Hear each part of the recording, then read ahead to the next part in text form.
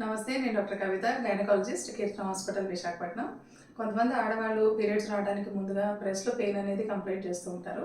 So, ఈ pain అనేది క్యాన్సర్‌కి ఏమన్నా సూచన అనేది కూడా భయపడుతూ ఉంటారు. అలా భయపడాల్సిన అవసరం ఏం లేదు. ఎందుకంటే మెన్స్ట్రువల్ సైకిల్‌లో వచ్చే హార్మోన్ చేంజెస్ వల్ల ఈ పెయిన్ అనేది వస్తుంటుంది. యూజువల్‌గా పీరియడ్స్ వచ్చిన వెంటనే ఈ పెయిన్ అనేది తగ్గిపోతుంది. సో, కొన్ని రకాల జాగ్రత్తలు తీసుకోవడం వలన ఈ పెయిన్‌ని మనం మినిమైజ్ చేసుకోవడానికి అవకాశం ఉంటుంది.